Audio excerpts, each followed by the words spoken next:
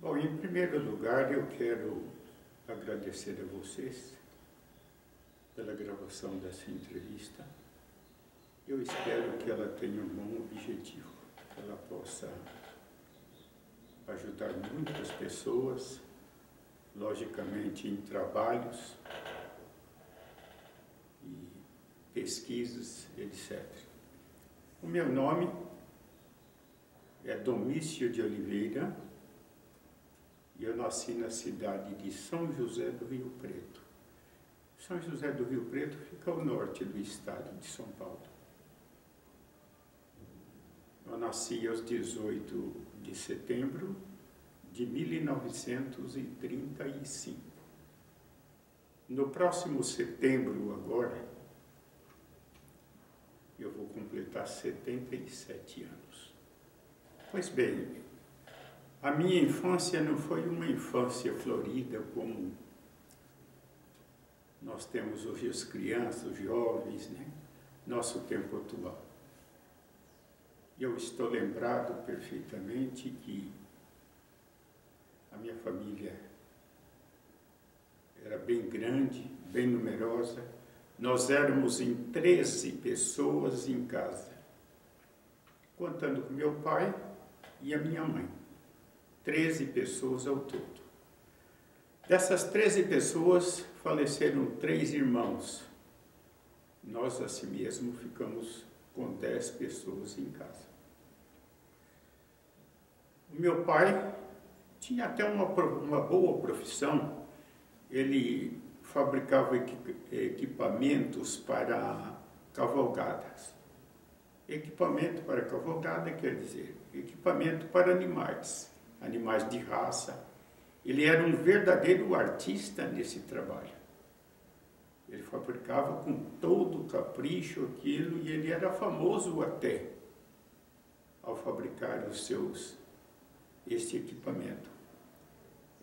Os animais usavam naquele tempo uma espécie de colar, chamava peitoral. Ele fazia aquele peitoral com argolas brilhantes, bonitas, rédeas especiais e reios e a sela. Ele fazia tudo aquilo com capricho. Porém, apesar de ganhar um bom dinheiro, ele começou a se desviar do seu objetivo de família. Ele não era cristão. Aliás, nós não éramos cristãos. Nós falávamos que tínhamos uma religião, mas aquilo não significava nada. Ao ele sair com os amigos, ele começou a beber, gastar dinheiro com alcoolismo, jogo. Naquele tempo tinha snooker, etc., e daí por diante. E ele perdeu realmente, como eu disse, aquele ideal. E ele se tornou um verdadeiro ébrio. Quantas vezes o meu pai foi encontrado caído nos bares, na sarjeta, nas estradas. Eu tinha um irmão que acompanhava bem a situação do meu pai, por orientação da minha mãe. Ele muitas vezes ia buscar o meu pai em certos lugares. Ele caía, ele perdia, às vezes, compras que ele estava fazendo para nós em casa. E aquilo começou a trazer dificuldade para a família. Mas maiores dificuldades ainda aconteceram como ele começou a se afastar de casa. Trabalhar em outras cidades, deixando a família aos cuidados da minha mãe. A minha mãe, uma senhora simples, mas muito esmerada e caprichava muito na educação dos filhos, naquilo que ela sabia. Aquelas pequenas orientações ela sabia dar.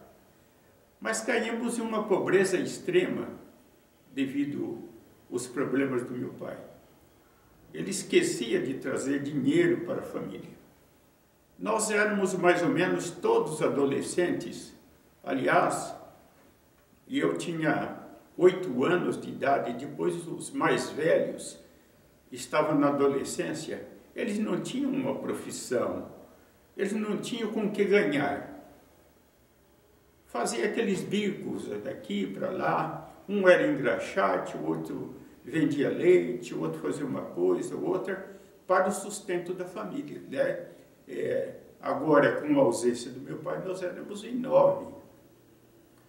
Então, nessas dificuldades, eu estou lembrado que um dia minha mãe falou: meu filho, você também precisa começar a trabalhar.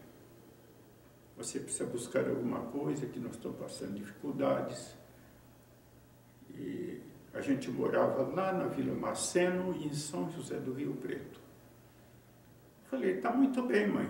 E eu me sentia prazeroso de fazer aquilo. Eu gostava muito da minha mãe.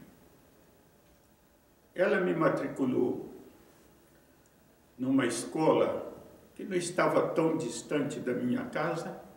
Era um salão mais ou menos de 50 metros de tamanho. E lá iniciei o meu primeiro ano. Não era um grupo escolar, uma escola organizada. Não tínhamos as vantagens que hoje nós vemos por todos os lugares. Merenda escolar, doações de livros pelo governo. Nós tínhamos que nos sustentar com aquilo que saía do nosso próprio bolso, né? Mas eu tinha um amigo na escola. Esse amigo, ele se chamava Chico, a gente chamava de Chico, né? Certamente Francisco, né?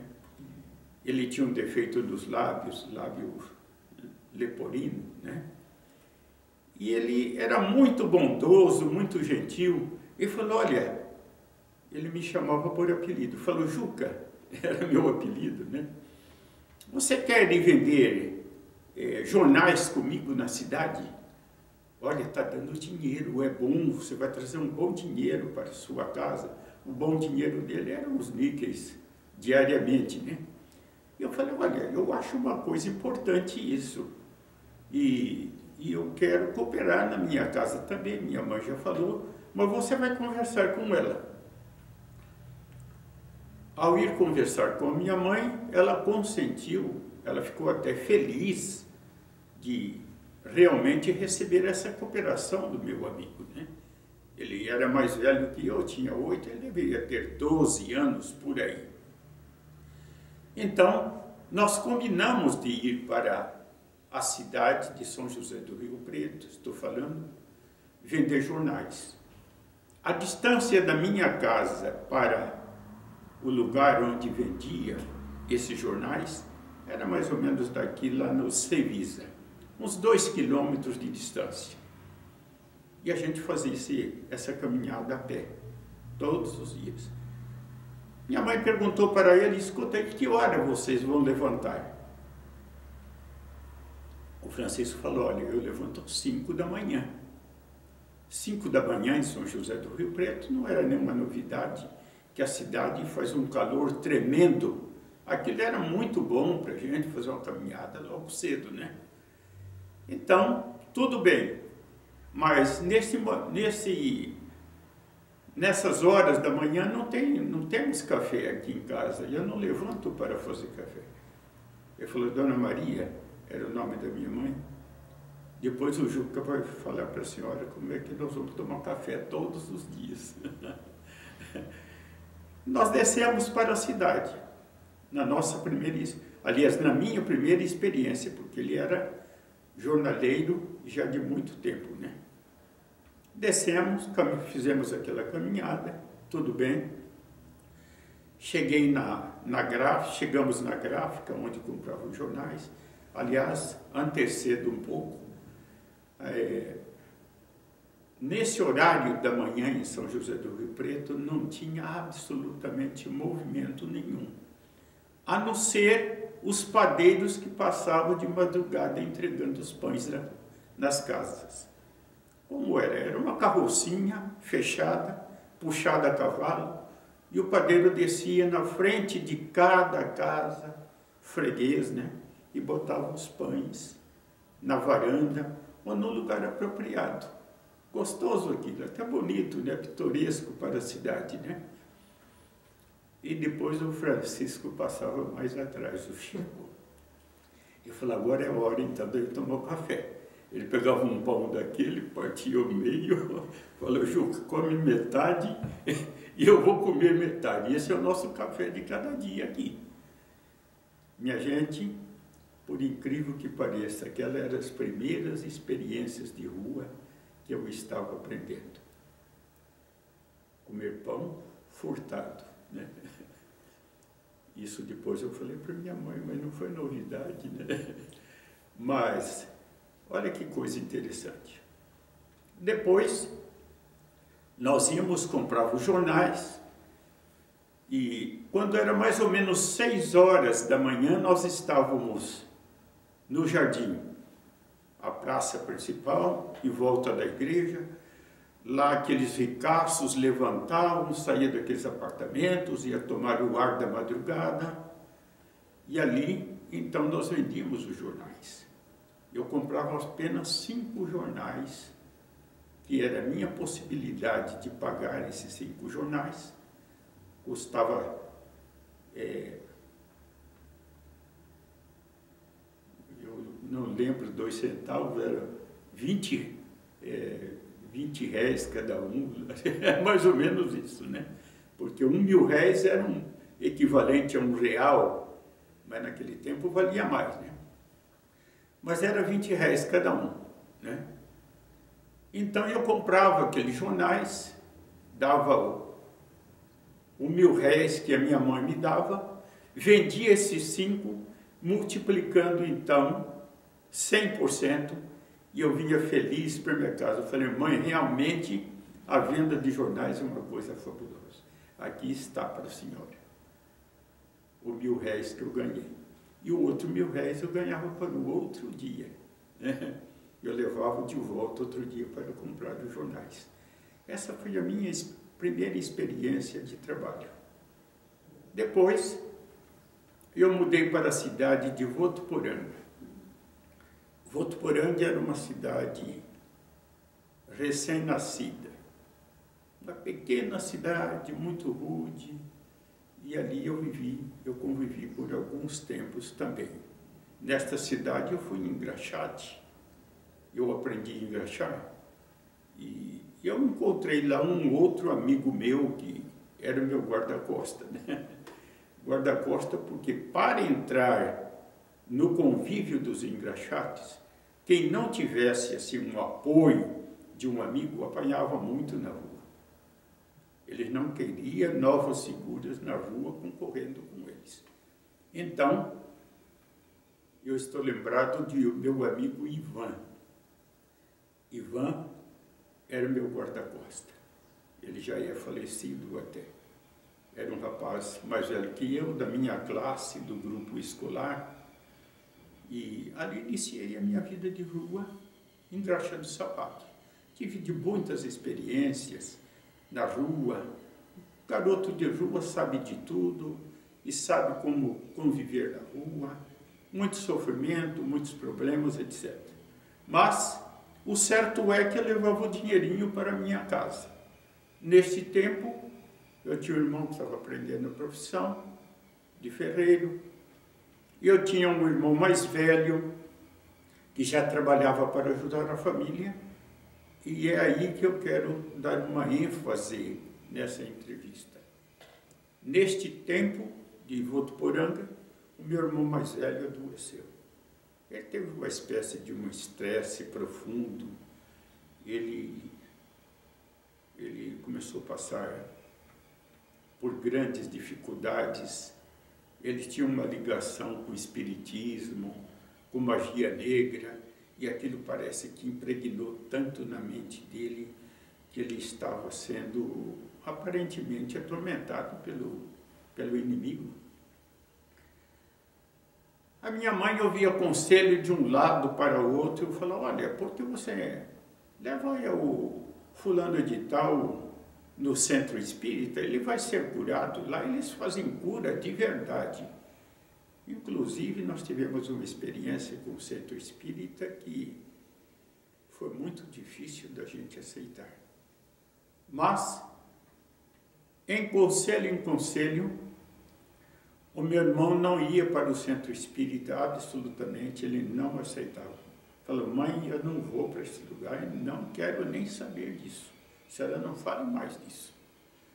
A minha mãe, então, providenciou, por orientação dos vizinhos, falou, traga a curandeira aqui em casa. Curandeira era aquelas senhoras que faziam benzeção, benzia as pessoas.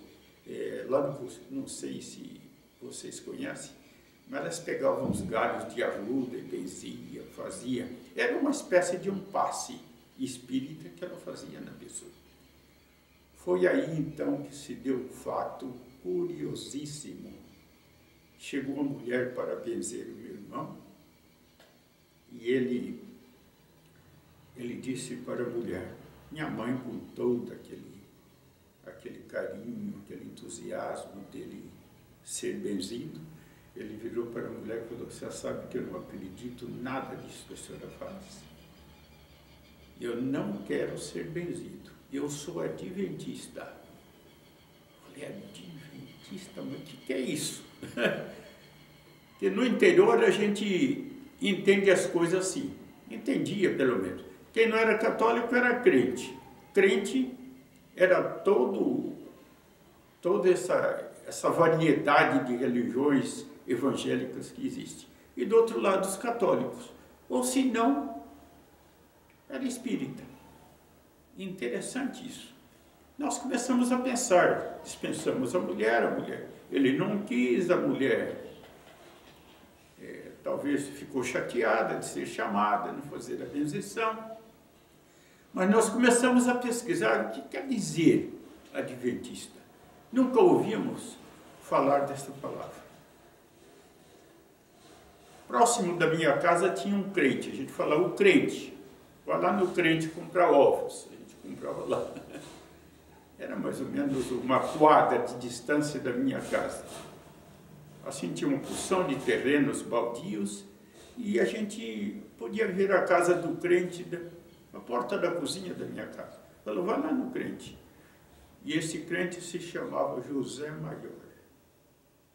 Ele deve ter alguns filhos aqui pelo lado de São Paulo, por aí. Então, José Maior, crente, mas a minha mãe foi conversar com o crente, né? E nós começamos assim a pensar, conversar com ele, e procuramos saber que religião ele era. Vocês sabem de um fato? Era adventista do sétimo dia, o crente. A coincidência é tão grande, né? Adventista. Eu falei, ô pai, então está como nós queremos. Que ele diz que é adventista e ele vai frequentar a pequena igreja adventista que aqui tem. Era um grupo de 10 a 15 pessoas, né? Vai frequentar a igreja adventista. O meu irmão, um dos meus irmãos, mais novo do que ele, para atraí-lo, começou a frequentar o grupinho dos adventistas e convidá-lo. Mas o certo é que ele nunca foi no grupinho e nunca confirmou a fé que ele tinha, entre aspas, de dizer, eu sou adventista. Desse ponto em diante, o meu irmão se tornou adventista. Ele não estava interessado. Ele queria atrair o meu irmão mais velho, mas ele não estava absolutamente interessado na igreja. Agora, meu irmão, ao aceitar a fé adventista, este meu irmão que queria levá-lo para a igreja, ele começou a pregar em casa, olha, até de uma maneira enjoativa. Eu não aguentava mais aquilo. Ele tinha, entre os irmãos, ele tinha mais amizade comigo. Ele falou, olha, é assim, assim, assim, assim. Ele falava de tudo que tinha dentro da Bíblia, dentro do conhecimento dele, dentro da ignorância dele, porque ele pouco sabia, mas ele falava de tudo um pouco. Eu vou limpar a garganta.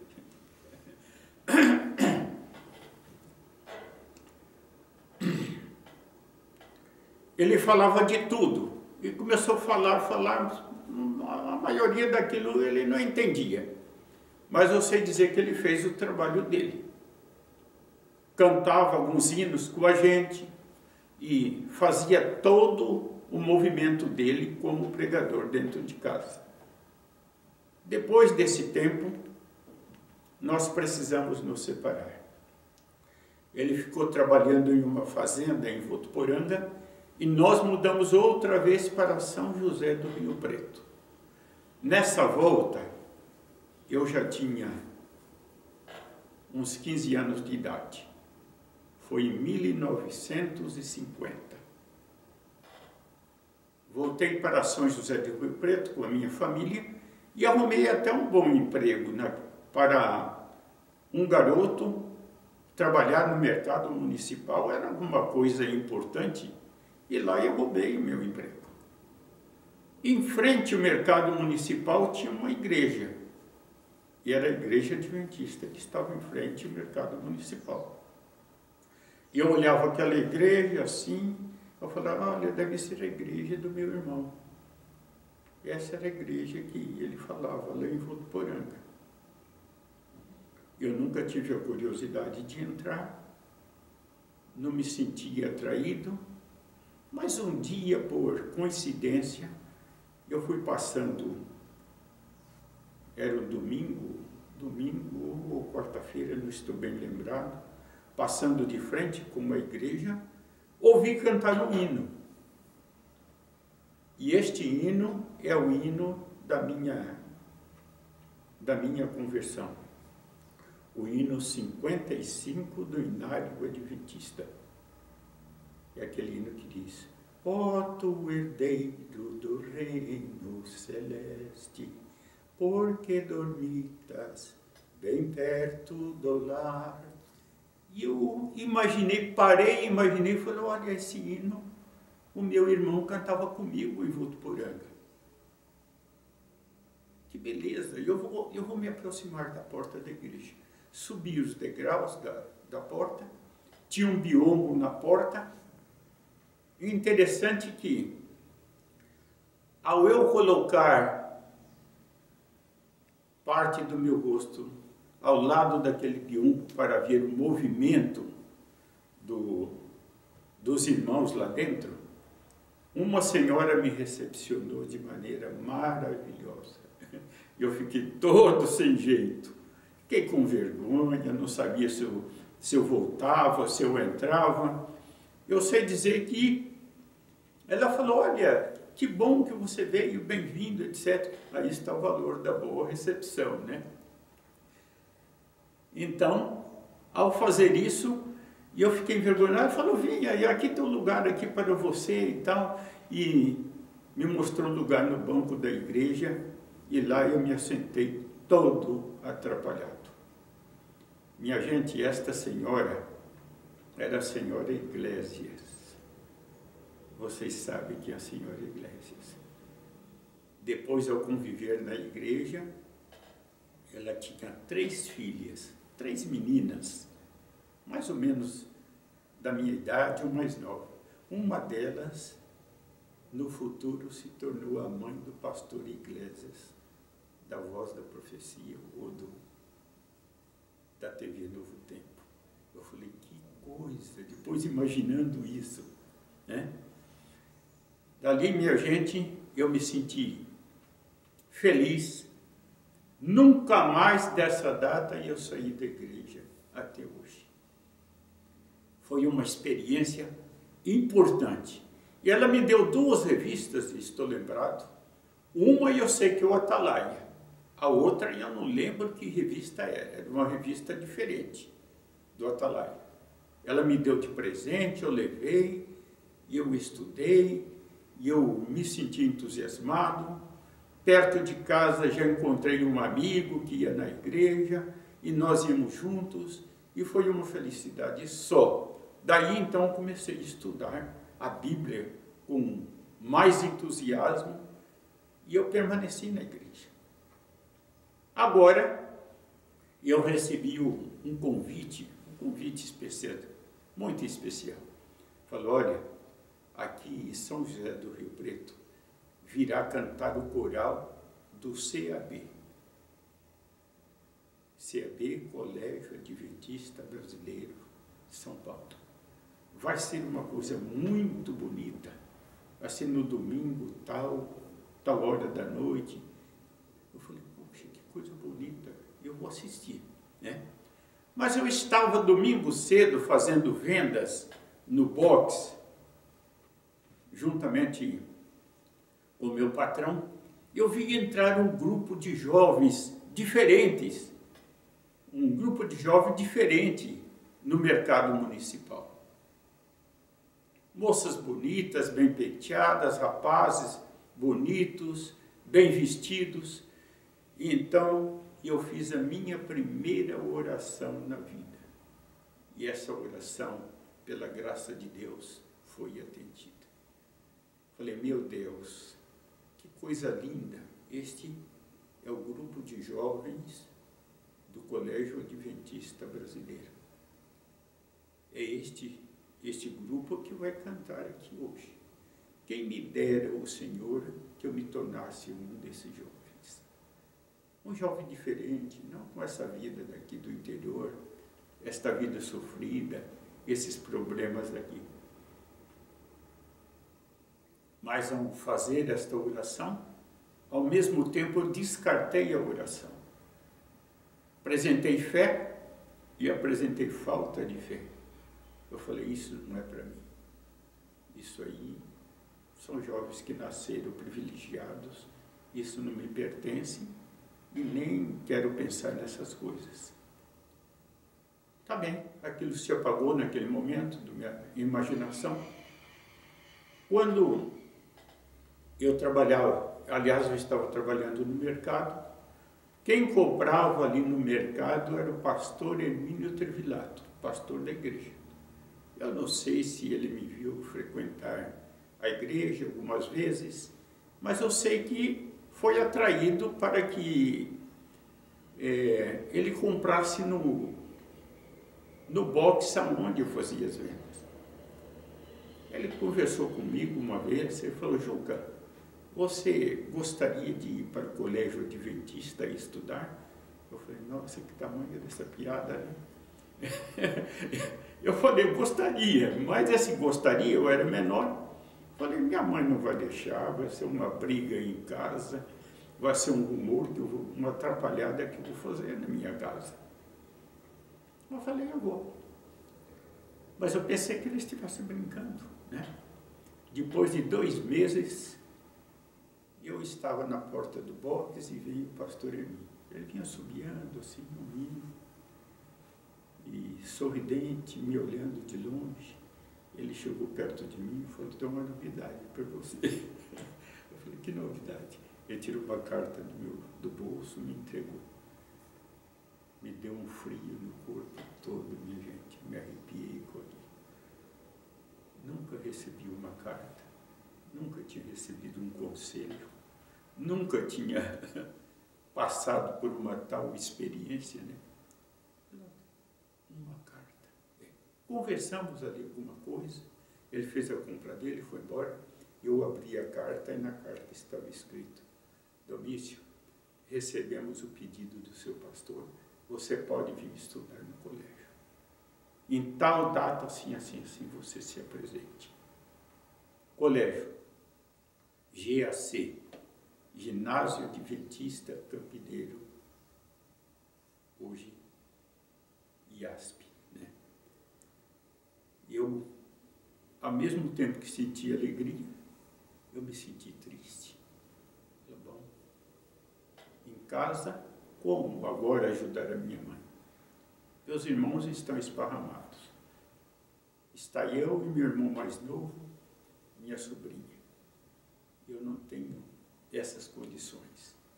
Como fazer? Mas, em todos os casos, eu levei a carta, apresentei para minha mãe, e ela, com muita tristeza, ela disse, olha, você que está ajudando em casa, como é que vai ser? Mas mãe é mãe, né? Ela, com tristeza, ela me apoiou, falou, você quer ir, você vai ser bom para você, quem sabe bom para nós. Então, está consentido a sua ida para o colégio. Essa foi a primeira. Ao sair do técnico de contabilidade, eu recebi um chamado para Mato Grosso para ser tesoureiro, auxiliar do tesoureiro em Campo Grande, na missão mato-grossense. Eu trabalhei ali por algum tempo. A missão mato-grossense, fiz os trabalhos em Campo Grande, não me dei com o trabalho de auxiliar de tesoureiro, e eu fui chamado para o campo da missão, para tomar conta de uma igreja. E esta igreja foi na cidade de Ponta Porã. Ali eu tive experiências fabulosas na igreja de Ponta Porã. A gente fazia visita aos irmãos, era tão distante os lugares em que deveríamos fazer visitas. Eu estou lembrado que eu caminhei 30 quilômetros uma vez, dentro das selvas entre Brasil e Paraguai, e fomos em busca de alguns irmãos que estavam bem longe, dentro da floresta. Graças a Deus, foi muito bom, porque esses irmãos alguns voltaram para a igreja, outros se batizaram naquela visita que nós fizemos dentro dessas selvas.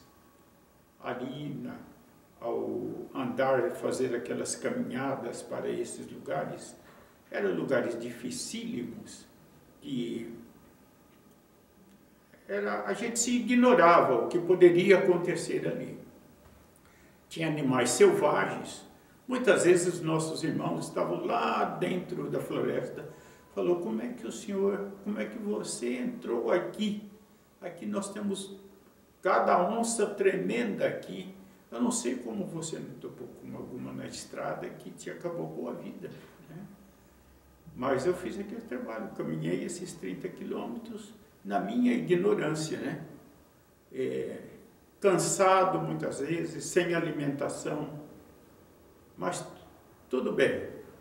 O meio de transporte ali até a cidade de Ponta Porã, a esta cidade, era caminhão de tora. A gente tomava um caminhão daquele de tora e fazia o transporte, ida e volta, quando era necessário. Não tínhamos ônibus, nada disso. Mas, passado algum tempo, eu tive aquele desejo, pensei comigo mesmo, por que não voltar e continuar os meus estudos? Assim eu reiniciei os meus estudos. Voltei para o colégio e fui fazer a faculdade de teologia. Ao terminar a faculdade de teologia, o pastor Jairo Araújo me chamou, que era o diretor do colégio naquele tempo, falou: Domício, nós queremos que você fique aqui lecionando, que você vá e faça um curso de artes industriais que saiu agora em Campinas. E eu aceitei o convite. Eu gostava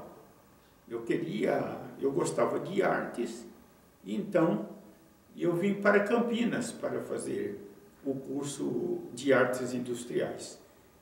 Eu era recém-casado, a minha esposa ficava em São Paulo, ela trabalhava no Hospital Adventista. Enquanto ela ia trabalhando, eu estava estudando em Campinas. Fiz artes industriais em Campinas e voltei para lecionar no colégio. Fui muito bem sucedido, graças a Deus, deu grande resultado, mas me faltava ainda, eu acho, eu fazer o curso de Belas Artes. Fiz o curso de Belas Artes na Pan-Americana de Artes em São Paulo. Aí completei. Foi nesse tempo que eu propus ao colégio que eu deveria ter uma escola de belas artes no colégio, no conservatório. E eu fundei essa escola de belas artes no conservatório. Trabalhei por muito tempo ali. Lecionei 15 anos belas artes no conservatório. Foi muito bom para mim. Foi muito atraente o trabalho de artes industriais ligado a belas artes. Eu pude fazer um trabalho completamente diferente, né? Ao estar lecionando, eu recebi o chamado para ser preceptor. O chamado para ser preceptor, e eu parei um pouco para pensar, porque eu havia conhecido alguns preceptores lá, o que eles haviam passado. Mas, com a inspiração de Deus, um pouco de coragem, eu aceitei. Iniciei o meu trabalho de preceptor. Foi interessante esse período que eu passei no preceptorado. Foi muito compensador para mim, porque ao mesmo tempo que eu estava orientando e educando, eu também fui educado, né? Os alunos me trouxeram grandes experiências, jovens de todos os lados do Brasil, África, tinha dos Estados Unidos, e daí por diante. Eu vou tossir, minha filha.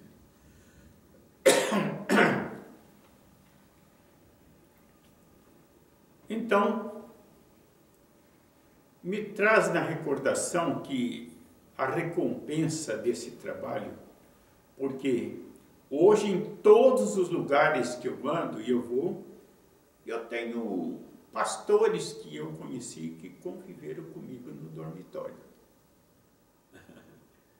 O pastor Renato foi um deles, foi do meu dormitório. Eu fui preceptor dele. Pastor Ayrton Keller, presidente da divisão, foi aluno do meu dormitório.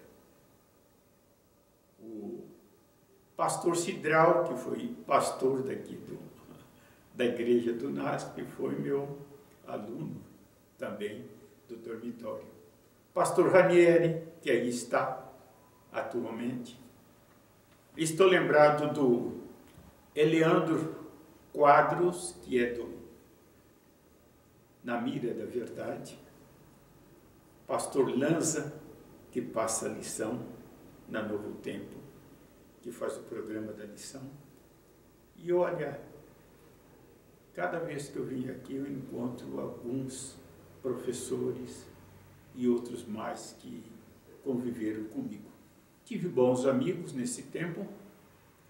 Isso me causou uma satisfação muito grande e, na realidade, foi uma bênção para a minha vida espiritual. E nessa bênção espiritual, logicamente, eu me sinto mais entusiasmado para prosseguir. Eu quero falar um pouco da minha família agora. Eu peço licença para ela, para mencionar um pouquinho do passado, ligando ao presente, tá certo? A minha primeira esposa, que faleceu, ela se chamava Francinete de Lima Oliveira. Aliás, ela faleceu aqui em Horto Nogueira. Ela foi uma mulher que muito trabalhou dentro da nossa família. Graças a Deus, nós fizemos uma família familiar muito bonita, sem queixas, sem brigas, sem separação. Foi muito bom a nossa vida espiritual. Tivemos 3 filhos. Minha filha caçula chama-se Miriam de Lima Oliveira. Meu filho, Marcelo de Lima Oliveira. E Marcos Vinícius de Lima Oliveira. Nós vivemos todo esse tempo no UNASP São Paulo, até a minha aposentadoria, que foi primeiro. Depois ela se aposentou em seguida. Ela foi diretora da Faculdade de Enfermagem por 14 anos. Foi a diretora que mais tempo permaneceu. Ela fez um trabalho extraordinário, um trabalho fora do comum, porque ela conseguiu conquistar os hospitais para estágios do colégio. Ela fez com todo carinho, com todo capricho. E eu digo isso, minha gente, porque naquele tempo não tinha secretária, diretora, não. Não tinha secretária, fazia sozinha. Ela era diretora, era secretária, ela lecionava. E para uma novidade a vocês, não tinha computador. Era tudo na máquina de escrever. Eu não sei como ela conseguiu abranger tudo aquilo. Realmente a pessoa precisa trabalhar um bocado. E ainda ela fazia um trabalho em parceria comigo, era preceptora.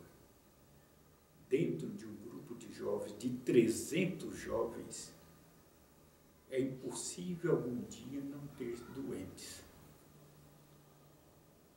E quantas vezes ela socorreu doentes no dormitório, vinha cansada do trabalho, mas não reclamava.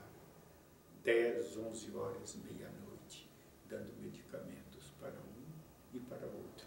Era raro, naturalmente, este horário que ela fazia.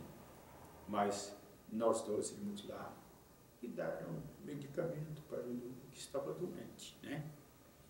E quando era algo que trazia preocupação, ela urgentemente pedia que ele fosse enviado ao médico.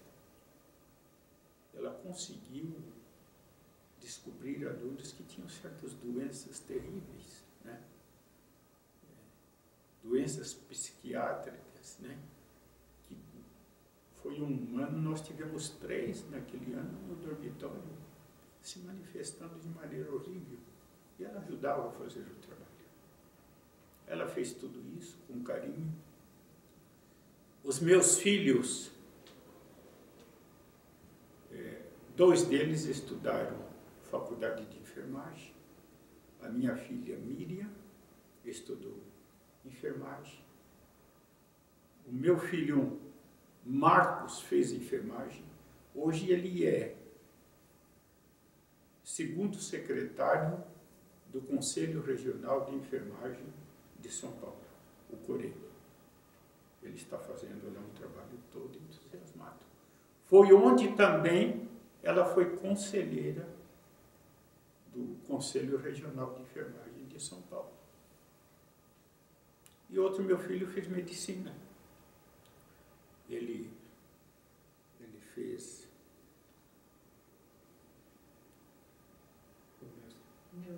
neurocirurgia.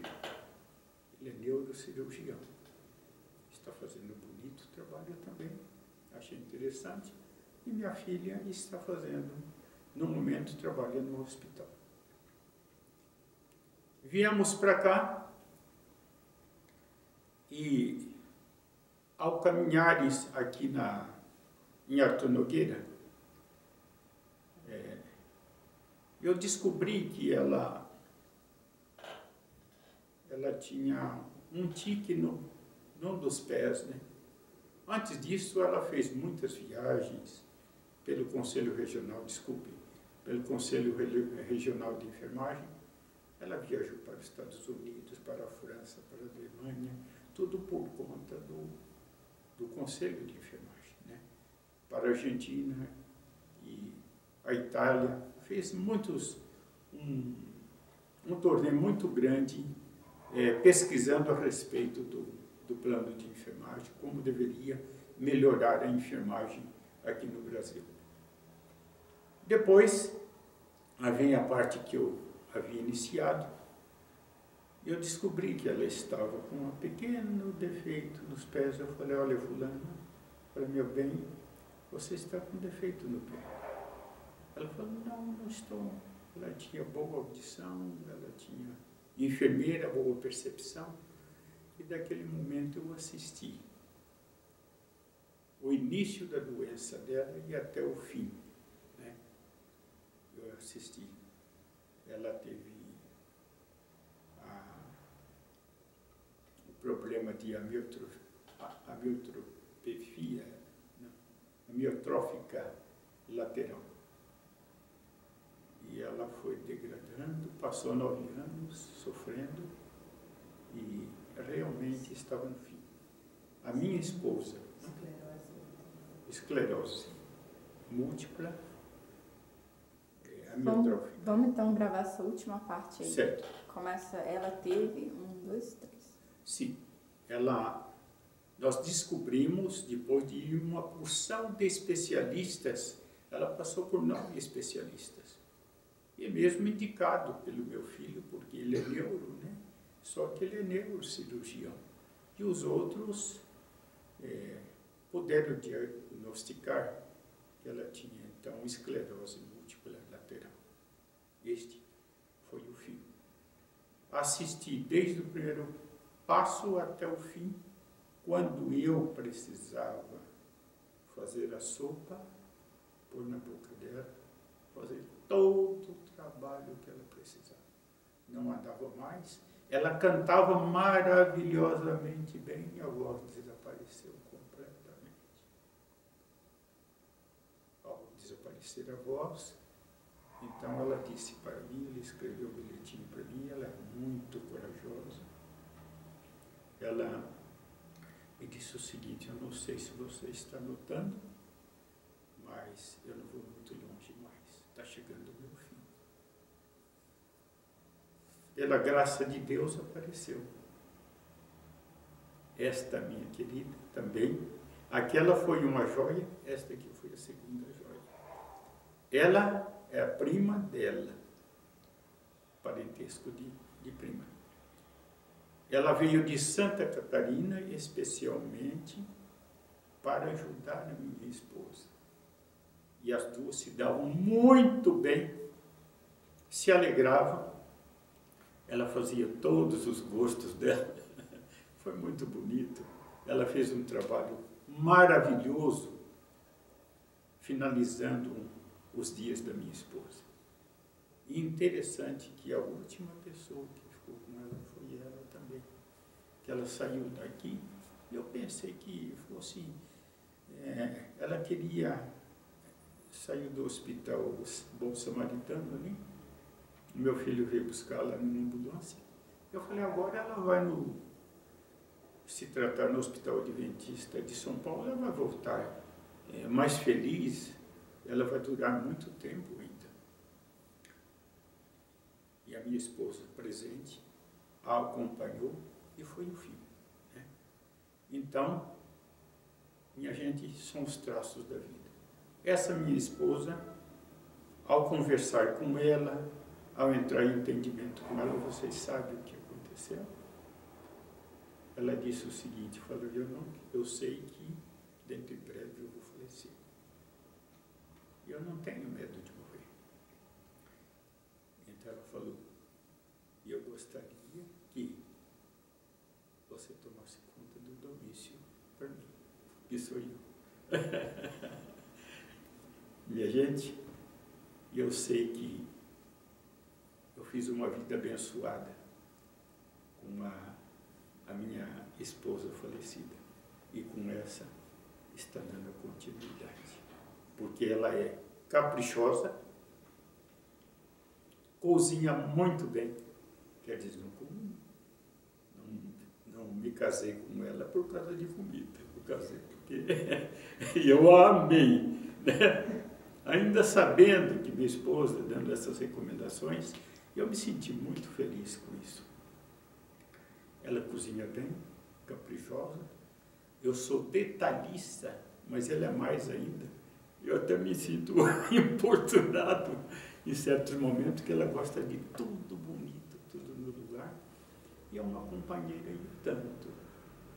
E nós estamos bem entrosadinhos para receber a volta à vida. O meu hino predileto, e eu já mencionei anteriormente, aquele foi o marco do meu ingresso na igreja. O hino 55 do Inário Adventista, Herdeiro do Reino. Este hino me causa uma sensação gostosa quando eu ouço, né? Foi o hino que marcou a minha vida espiritual, esse herdeiro do reino. E a passagem que eu tenho dentro da minha mente e que eu gosto de citar, está em Daniel, capítulo 12, o versículo 3. Os entendidos, pois, resplandecerão como o resplendor do firmamento, e os que a muitos ensinam a justiça refugirão como as estrelas, sempre e eternamente. Olha o conteúdo deste verso, né? Tem a ver com todos os cristãos, porque a nossa arte maior é ensinar a verdade, viver a verdade, ensinar a verdade. Entendidos aqui, logicamente, aqueles que forem sábios, né?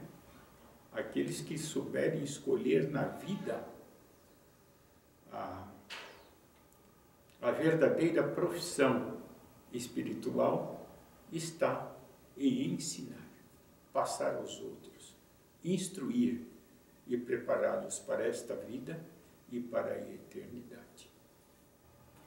Logicamente, o maior sonho de todos nós, os cristãos, é vivermos uma vida em conformidade com a vontade de Deus. Como diz o verso, é ensinar, aconselhar, ajudar, orientar e, sem dúvida nenhuma, estar na eternidade. Por ocasião da volta de nosso Senhor Jesus, ser recebido de maneira positiva, você está salvo. Olha que sensação será para cada um de nós. No momento, este ensinar, este aconselhar, nós estamos em um pequeno projeto, um humilde projeto na nossa casa. Nós estamos ajudando algumas pessoas a voltar para a igreja. Nós descobrimos algumas senhoras que têm grandes dificuldades em viver a vida dela em casa, dificuldades com o esposo, estão desarmonizadas com os esposos, outras passando por dificuldades por não ter o chefe de família, outras dificuldades com filhos, outras dificuldades com vícios. Mas a minha esposa e eu estamos neste plano no momento. E iniciamos isso há pouco tempo. Não é aquele trabalho expressivo como nós tínhamos no passado, de preceptoria, ou de um pastor, um desses trabalhos que aparecem mais. Mas eu acho que para Deus é a qualidade daquilo que vai dentro de você, dentro do seu coração, a maneira com que você encara essas situações e você a faz com carinho, com capricho, zelo. É isso que Deus quer, né? E está dando resultado. Até eu menciono um dos resultados, foi que uma senhora, assim, tem uma intimidade maior com minha esposa, falou: eu não estou pagando dízimo mais, eu não guardo o sábado direitinho, porque a minha profissão não permite. Tem pessoas que me procuram depois do pôr do sol, eu não sei o que eu faço, e às vezes estou me desanimando, não tenho vontade de ir para a igreja, mas parece que isso reacendeu com a visita que ela fez. Quero dizer, pela graça de Deus, né? E esta senhora está toda animada, já indo à igreja, e e telefona para nós: olha, eu tive o meu primeiro parte do dízimo aqui, eu sei de tanto, e estou feliz que eu estou fazendo isso, né? Eu estou feliz e amanhã eu vou à igreja, que igreja vocês vão, etc, né? Isso é muito compensador. Tem algumas que a gente faz o trabalho e eu creio que humanamente é difícil voltar, mas isso é com Deus. O trabalho nós temos que fazer, né? Demais, vem e traz alegria para a gente, satisfação. Vamos colocar em nossa casa, não é um pequeno grupo, eu falei para ela, mas durante a semana nós vamos marcar um horário, já convidamos algumas dessas senhoras, vai ser para aquelas senhoras, não é para fazer um grande grupo, estudar, não é nada disso, vai ser a hora da oração. Nós vamos orar, vamos conversar com as pessoas, não tocando dos assuntos dela, cantando os hinos, e sim, elas se reanimam e realmente elas se lembram de Deus. Nesse ponto de vista, eu acredito que este ideal que a gente tem de viver na eternidade, vamos levar alguns mais, né? E vai ser muito bom. Que Deus nos abençoe.